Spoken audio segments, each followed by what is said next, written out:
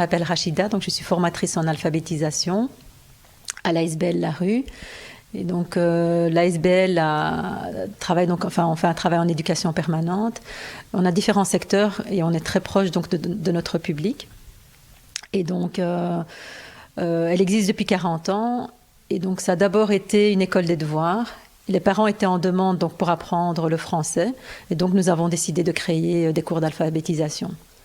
Magali Mineur, je co-dirige le Théâtre de la Parole avec Christine Andrien.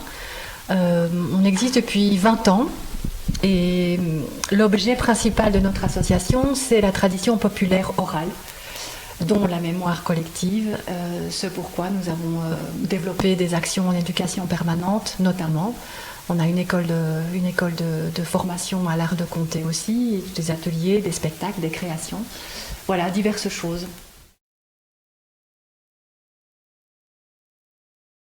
Je m'appelle Christine Andrien, je fais partie de l'équipe du Théâtre de la Parole et j'ai participé au projet Jeux d'enfance avec Rachida El-Kadi à l'association La Rue. Et donc c'est un projet qui s'est déroulé du mois de janvier au mois de mai et au cours duquel on a mis en place avec le groupe un questionnement autour du jeu de l'enfance, qui était né en fait d'un précédent projet qui avait eu lieu l'année avant dans l'association et qui traitait des rituels de naissance. Et en parlant de ces rituels de naissance, les apprenants ont reparlé de leur jeu d'enfance et ont eu envie de poursuivre cette thématique et de créer un jeu eux-mêmes autour de ces questions-là. Alors au départ, on a beaucoup parlé. Ils ont beaucoup raconté leurs souvenirs. Et c'est au départ des souvenirs qu'on a commencé à mettre en place ce qui allait devenir notre jeu. Mais on a fait ça, enfin, c'est eux qui ont décidé par où on allait passer, si ça allait être un jeu de cartes ou plutôt un jeu de plateau, comment on allait organiser la matière, comment on allait prendre la matière.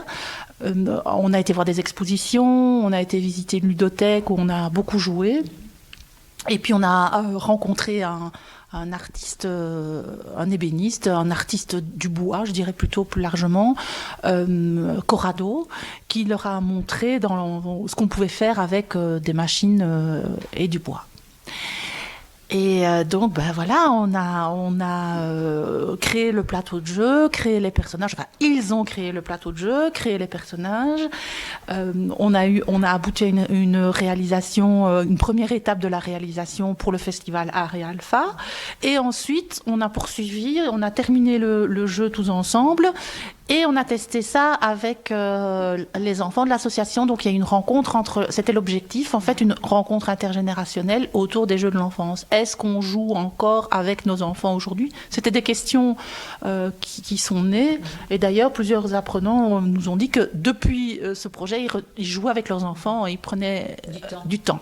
Donc c'était un plaisir de travailler avec Rachida d'abord et de voir l'évolution du groupe dans la manière de s'exprimer et puis aussi dans la pensée, dans l'investissement citoyen qu'ils mettent à transmettre des choses qui pour eux sont des valeurs importantes.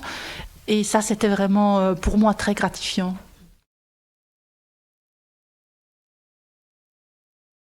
Il y a deux raisons principales. La première est une raison, disons, un peu intéressée, entre guillemets, c'est-à-dire que si nous prenons la peine de concevoir des projets, de les réaliser avec des partenaires, c'est bien pour nous et pour le public qui y a participé d'avoir des occasions de diffuser l'outil. Alors cette proposition de Point Culture en lien avec Alpha Culture, pour nous, était une évidence. Donc ça, c'est la première raison.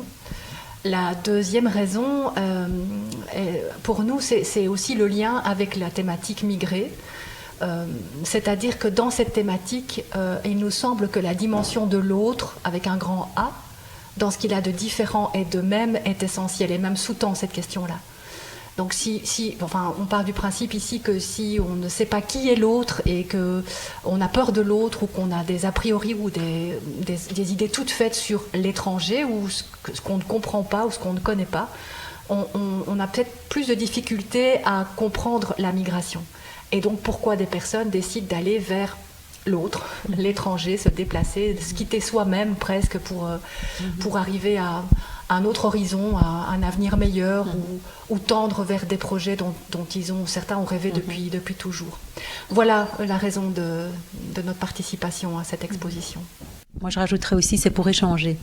Oui. Donc ça leur permettrait justement, comme dit Magali, d'échanger, d'aller à l'encontre de l'autre, de pouvoir aussi exprimer leur parcours, leur vécu, leur identité.